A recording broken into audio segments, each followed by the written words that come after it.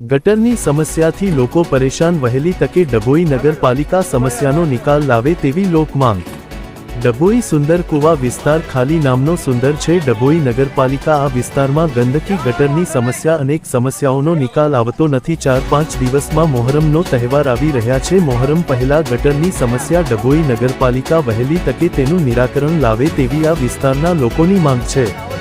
ડભોઈ સુંદર કુવા વિસ્તારના છેલ્લા કેટલાક સમયથી ગટરની સમસ્યા હતી, તેનું નિરાકરણ આવી ગયું અને નવી ડ્રેનેજ ગટર લાઇન નાખવામાં આવી છે। 6 મહિનામાં ફરી ઉભરાતી થઈ ગઈ છે, જાણે એવું લાગે કોઈ તળાવ ભરાઈ ગયું હોય એવા આ વિસ્તારમાં ગટરની સમસ્યા, લોકો પરેશાન થઈ ગયા છે। નજીકમાં જ મદ્રાસ મસ્જિદ, મંદિર અને શાળા આવેલી છે। મદ્રસા અને શાળામાં 1000 કરતા વિદ્યાર્થીઓ રોજના આ રોડ ઉપરથી પસાર થાય છે। ગંદા પાણીમાં જ મદ્રાસામાં અને મંદિરે જવું હોય તો ગટરના ગંદા પાણીમાંથી જ પસાર થવું પડે છે। એક તરફ સ્વચ્છતા અભિયાનની ડભોઈ નગરપાલિકા વાતો કરે છે। શું સ્વચ્છતા અભિયાન છે? એને જોઈને લાગે છે કે અભિયાન માત્ર કાગળ પર જ ડભોઈ નગરપાલિકામાં હોય એવું દેખાઈ રહ્યું છે। ડભોઈ સુંદર કુવા વિસ્તારના લોકો આ ગટરના ગંદા પાણીની સમસ્યાથી પરેશાન થઈ ગયા છે। વિસ્તારમાં કેટલાક બાળકો બીમાર પણ પડી ગયા છે। આ ગટરના ગંદા પાણીના કારણે લોકોના પગના આંગળા પણ કોવાઈ ગયા છે। શું ડભોઈ સુંદર કુવા લોકોએ આજે મીડિયા સમક્ષ આક્રોશ ઠાલવ્યો હતો? વહેલી તકે ડભોઈ નગરપાલિકા દ્વારા આ વિસ્તારની સમસ્યા દૂર નહીં કરે તો આવતા સમયે કોઈ મોટો રોગચાળો થાય, ત્યારબાદ ડભોઈ નગરપાલિકા જાગશે કે પછી ડભોઈ નગરપાલિકાના સત્તાધીશો વહેલી તકે એમનો નિકાલ લાવશે તેવી લોકો રાહ જોઈને બેઠા છે। અને જો સમસ્યાનો વહેલી તકે નિકાલ નહીં આવે તો ગાંધી ચિંધિયા માગે આંદોલન કરવાની પણ ચીમકી વિસ્તારના લોકોએ ઉચ્ચારવામાં આવી હતી।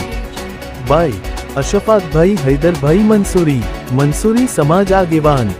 બાય સાજિદભાઈ મંસૂરી સ્થાનિક રહેવાસી।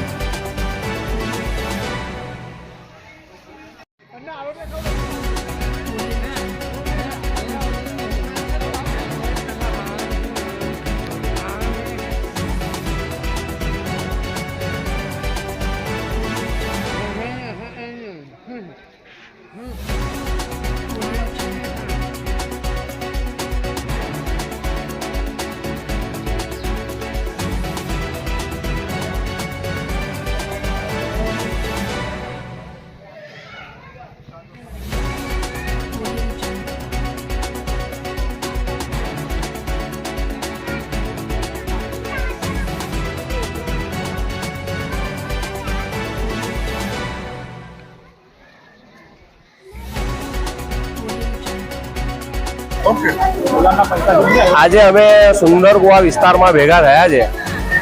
અમારો સુંદર કુવા વિસ્તાર નામનો જ ખાલી સુંદર છે। અમે અમારી ઉંમર આજે 40 વર્ષની થઈ। છેલ્લા 25 વર્ષથી આ વિસ્તારના અંદર ગટરની સમસ્યાઓ ચાલતી હતી।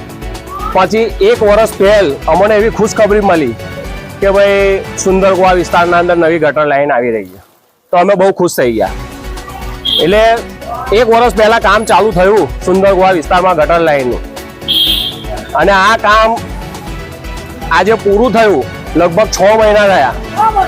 પ્રજાના 17 લાખ રૂપિયા વાપરવામાં આવ્યા છે, પરંતુ 25 વર્ષ પહેલ જે પરિસ્થિતિ હતી એ જ પરિસ્થિતિ આ લાઈનની હજુ પણ છે। નવી લાઈન નાખવાનો કોઈ મતલબ જ નથી। અમે ચીફ ઓફિસર સાહેબને મૌખિક રજૂઆત કરવા ગયા હતા તો એમને બાહેધરી આપી હતી અમને કે ભાઈ તમારું એક ટીપું પણ પાણી નહીં નીકળે ગટરમાંથી, અમે એવું કામ કરીને આપીશું। આજે આ ગટર લાઈન નખાઈ ગઈ છે। એવા અનગર કોન્ટ્રાક્ટરને કામ સોંપેલું કે જેને એવું માનો કે કોઈ દિવસ ગટરનું કામ જ નહોતું કરેલું, એને રોડ બનાવેલા હતા। એવા કોન્ટ્રાક્ટરને કામ સોંપેલું નગરપાલિકાએ, અને જ્યારે કામ ચાલતું હતું ત્યારે નગરપાલિકાના એન્જિનિયર એક પણ અહીંયા હાજર નહોતા, એક વાર વિઝિટમાં નથી આવ્યા, અને એવું કામ કરીને આપ્યું કે આજે એ જે 25 વર્ષ પહેલની જે પરિસ્થિતિ હતી એનાથી પણ ખરાબ પરિસ્થિતિ થઈ ગઈ છે। આજે ચીફ ઓફિસર સાહેબ કહે છે કે એક ટીપું પાણી નહીં નીકળે। આજે નદીઓ વહી ગઈ છે અહીંયા આગળ, તમે જોઈ શકો છો વિડીયોના અંદર। અને આગળ હવે ગયા વર્ષે અમે મોહરમનો પર્વ જેવી તેવી રીતના ઉજવી લીધો। હવે આ 10 દિવસના અંદર પાછો મોહરમનો પર્વ આવે છે। વર્ષ વીતી ગયા પછી પણ એ જ પરિસ્થિતિના અંદર અમે મોહરમ ઉજવવાના છે। આજે અમારી મોહરમમાં પવિત્ર તાજિયા મૂકવાની જે જગ્યા છે એ જગ્યા પર પણ ગટરના પાણી છે, તો અમારે તાજિયા મેકવા ક્યાં જવું? એટલે હું ડભોઈ નગરપાલિકાના પ્રમુખ ચીફ ઓફિસર સાહેબ એમને રજૂઆત કરું છું કે તેઓ આ વિસ્તારના જે બી કઈ સમસ્યા છે એનું સમાધાન કરે, નહીં તો અમે ગાંધી ચીજિયા માર્ગે આંદોલન કરીશું અને ઉપવાસ પર બેસીશું. જય. ડભોઈ શહેરના અંદર સુંદર કુવા વિસ્તાર આવેલો છે. એ વિસ્તારના અંદર આજે કાયમી ગંદકી, ગટર હોય કે પાણી સમસ્યા હોય, ગટરની સમસ્યા હોય કે અન્ય કોઈ બી સમસ્યા હોય, અહીંનો સુધાર હજુ તકીને આવતો નથી. વર્ષોથી આ વારંવાર રજૂઆતો કરવા છતાં બી આનો નિકાલ આવતો નથી. અમારી નગરપાલિકા અંદર એક જ માંગ છે કે ગટર લાઈનને સુધારવામાં આવે, કાયમી ગટરની સમસ્યા દૂર કરવામાં આવે. આગામી 2-4 દિવસના અંદર મોહરમનો તહેવાર આવી રહ્યો છે. અગર જો આ સમસ્યા દૂર નહીં થાય તો અમે તાજ્ય કરીએ નહીં ને બહિષ્કાર કરીશું.